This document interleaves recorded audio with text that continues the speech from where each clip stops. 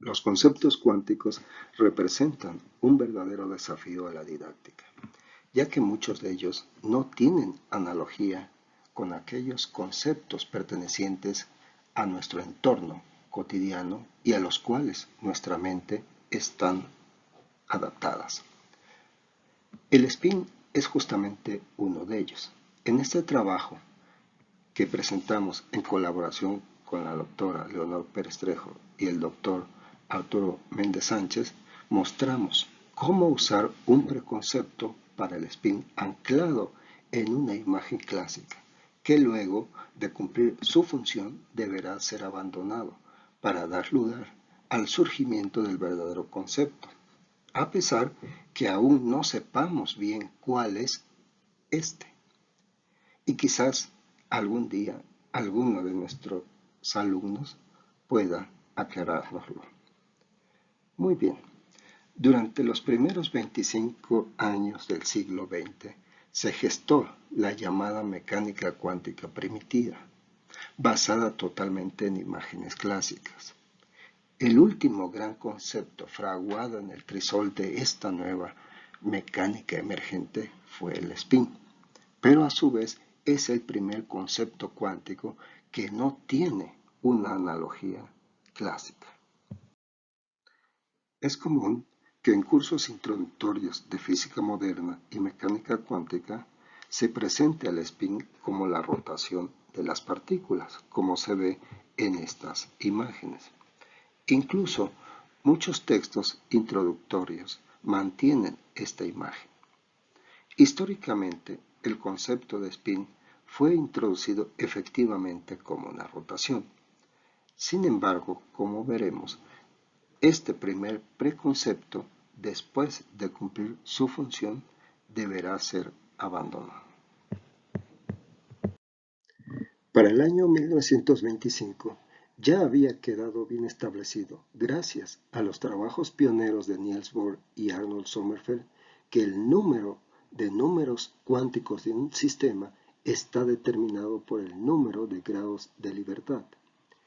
De esta manera, los electrones dentro del átomo se mueven en el espacio tridimensional, por lo tanto, tienen 3 grados de libertad, y por consiguiente, de acuerdo al modelo Bohr-Sommerfeld, los electrones poseen 3 números cuánticos.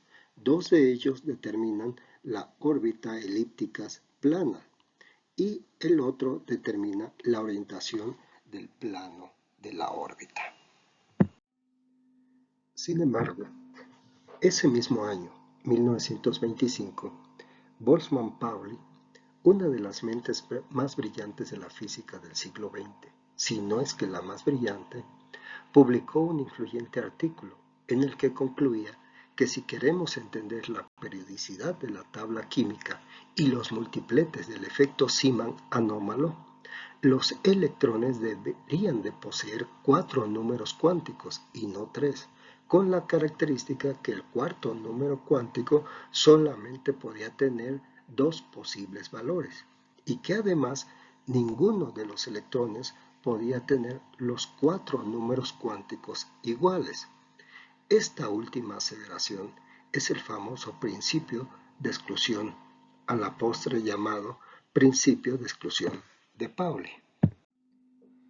Esta atrevida propuesta de Pauli llevó a que 3 jóvenes brillantes, Heulenberg, Goudsmit y Kronig, que posteriormente fueron conocidos como los doctores del spin, se hicieran la siguiente pregunta: si cada número cuántico está asociado a un grado de libertad, entonces, ¿a qué grado de libertad corresponde el cuarto número cuántico propuesto por Pauli? Y una vez más, la imagen clásica del átomo planetario vino en su ayuda. Ellos se preguntaron, ¿es posible que los electrones en su travesía alrededor del núcleo, al igual que los planetas, podrían estar rotando? Si este fuese el caso, entonces podrían asociarle al electrón 4 grados de libertad, 3 correspondientes a su traslación y 1 a su rotación. Entonces podrían entender el cuarto número cuántico introducido por Pauli, permitiendo que el electrón de alguna manera rote solamente en un sentido y en el correspondiente sentido contrario. Ahora bien, si el electrón rota debe de tener un tamaño finito, el cual podemos suponer esférico. Debido a que el electrón tiene una carga determinada, al rotar genera una densidad de corriente y esta a su vez genera un momento dipolar magnético perpendicular a la dirección de rotación y cuya magnitud es proporcional al radio del electrón y a la frecuencia angular de rotación. La densidad de corriente la podemos relacionar con el vector de flujo de masa, la cual permite relacionar entonces el momento dipolar magnético con el momento angular de rotación, que fue llamado spin, a través de la relación giromagnética. Podemos estimar el radio del electrón calculando la energía electrostática almacenada en su volumen. Al igualarla a la energía en reposo, nos lleva al resultado de 2.8 por 10 a la menos 13, el cual es llamado el radio clásico del electrón, el cual es del mismo orden de magnitud que el radio del núcleo. Heulenbeck y Goldsmith en su tesis doctoral estimaron la magnitud del momento dipolar magnético del electrón, midiendo el desdoblamiento de la línea H-alfa del hidrógeno, obteniendo un valor prácticamente idéntico al magnetón de Bohr. Podemos escribir el momento dipolar magnético del electrón rotando en términos de la velocidad tangencial de los puntos del ecuador del electrón.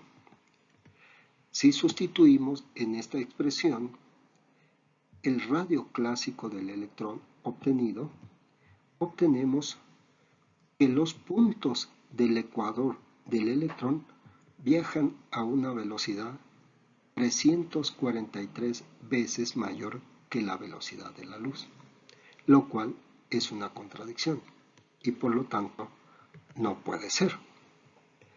Ahora bien,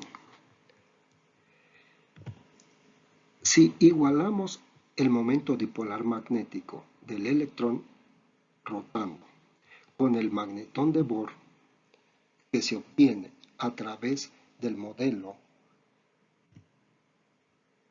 Bohr-Sommerfeld, encontramos una relación entre el radio de Bohr y el radio del electrón. Si exigimos que la velocidad de los puntos del ecuador del electrón sea menor que la velocidad de la luz, digamos una centésima de la velocidad de la luz, encontramos que el radio del electrón es igual al radio de Bohr. Es decir, que el electrón y el átomo son del mismo tamaño, lo cual es una contradicción, evidentemente, y por lo tanto no puede ser. Las últimas mediciones experimentales señalan que si el electrón tiene un radio, este debe de ser menor a 10 a la menos 20 centímetros. Si consideramos este valor, obtenemos que los puntos del ecuador del electrón viajarían a la fantástica velocidad de 1000 millones de veces la velocidad de la luz, lo cual obviamente no puede ser. Por lo tanto, el electrón no puede estar rotando. Hoy día, de manera estricta, no sabemos qué es el spin, pero sí sabemos que no es rotación.